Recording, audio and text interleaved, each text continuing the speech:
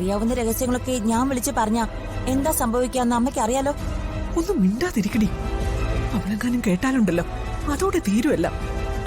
ആ പേടി എപ്പോഴും അമ്മയുടെ മനസ്സിൽ വേണം. അതുകൊണ്ട് എന്റെ കാര്യത്തിൽ ഒരു തീരുമാനം എടുത്തിട്ട് മതി, ബാക്കിയല്ല. നിനക്ക് നിർബന്ധമാണെങ്കിൽ രാജീവിന്റെ കാര്യത്തെക്കുറിച്ച് ഞാൻ ഗോകുലിനോട് സംസാരിക്കാം. പക്ഷേ ആദ്യം ഗോകുലും സമൃദ്ധയും ഒന്നിക്കണം. അവരിപ്പോഴും ഒരുമിച്ച് തന്നെയല്ലേ ജീവിക്കുന്നേ, പിന്നെന്താ പ്രശ്നം? അവര് തമ്മിൽ ഇപ്പൊ ജീവിക്കുന്നത് പോലെ ജീവിച്ചാ മതിയോ?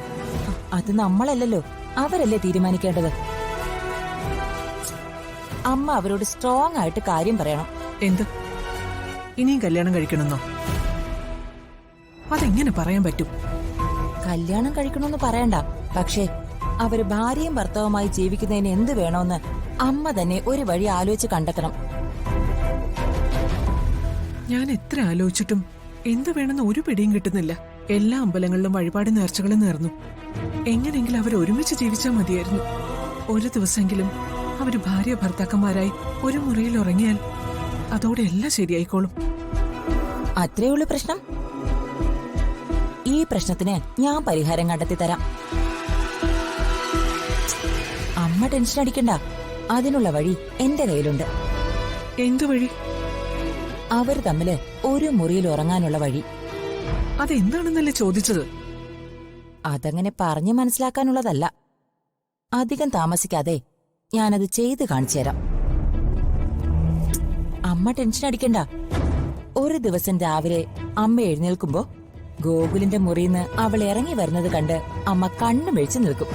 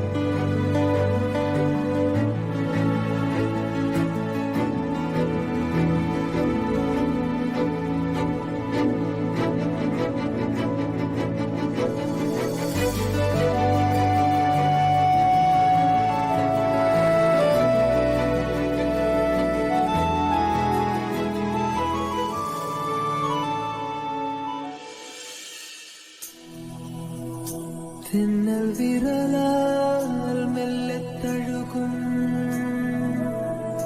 മേലെ മേയും നീലമുകിലും നിൻവേളി നാളിൽ ചേർന്നലിയ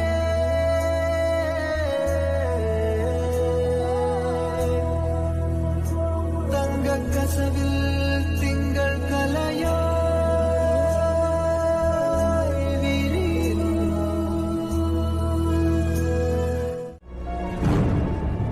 ഗൗരിമോളെ, എന്താ ഈ കാണിക്കുന്നേ?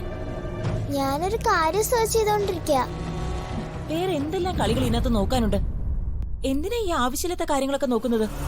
ഇത് ഓജോ ബോർഡല്ലേ, ഇതിനെന്താ കുഴപ്പം? എന്താ കുഴപ്പമെന്നോ?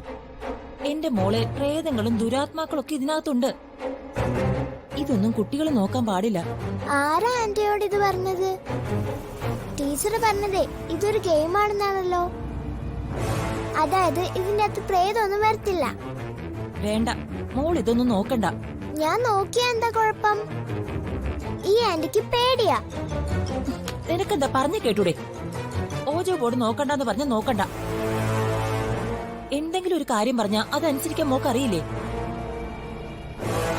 എന്താ ശരി, നീ എന്തിനാ മോളെ വഴക്ക് പറയുന്നേ? ഞാനിപ്പോ വഴക്ക് പറഞ്ഞാണോ കുറ്റം? അവള് ഗൂഗിളിൽ ആവശ്യമില്ലാത്ത കാര്യങ്ങളൊക്കെ സെർച്ച് ചെയ്യുന്ന കണ്ടില്ലേ? ആവശ്യമില്ലാത്ത കാര്യങ്ങളോ? മോൾ എന്താ സെർച്ച് ചെയ്തേ? അച്ഛാ, ഞാൻ ഹോജോ ബോർഡ് വെറുതെ സെർച്ച് ചെയ്ത് നോയിക്കൊണ്ടിരുന്നതാ. കുട്ടികൾക്ക് കാണാൻ പറ്റിയ സാധനമാണോ ഇത്? എടി ഓജോ ബോർഡ് കുട്ടികൾ കണ്ടാ എന്താ കുഴപ്പം? ഛേ, ഇനിയെങ്കിലും നീ ഇങ്ങനെ അബദ്ധമെന്ന് പറഞ്ഞ് ആരെയും പഠിപ്പിക്കല്ലേ.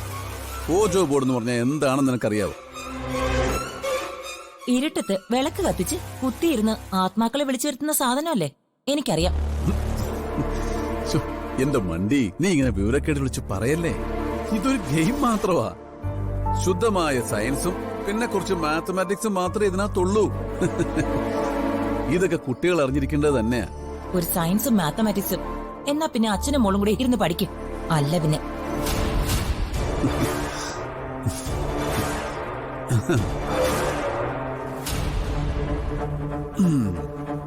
അച്ഛാ, ഓ, ഈ ഹോജോ ബോർഡ് നോക്കുന്നത് ഇത്രയ്ക്ക് കുഴപ്പമാണോ? എനിക്ക് അച്ഛൻ ഇതൊന്ന് പറഞ്ഞു തരാമോ? പിന്നെന്താ, മോളൊന്ന് ഓപ്പൺ ചെയ്തേ.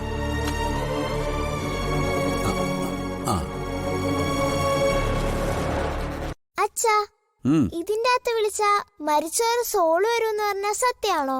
എവിടുന്ന്? അതൊക്കെ ചുമ്മാ പറയുന്നതല്ലേ. എന്റെ മോളെ, ഇതൊരു കളി മാത്രമാ. ഈ സിനിമയെ കാണുന്ന പോലെയൊന്നും ആത്മാക്കൾ ഇറങ്ങി വരുമൊന്നുമില്ല. പിന്നെന്താ ഇതിന്റെ അകത്ത് മാജിക്? എങ്ങനെയാ ഈ ബോർഡിലെ പ്ലാൻ സെറ്റ് നീങ്ങുന്നത്? അതോ, മോളിതാ ആ ലെറ്റേഴ്സിലൂടെ നോക്കിക്കേ.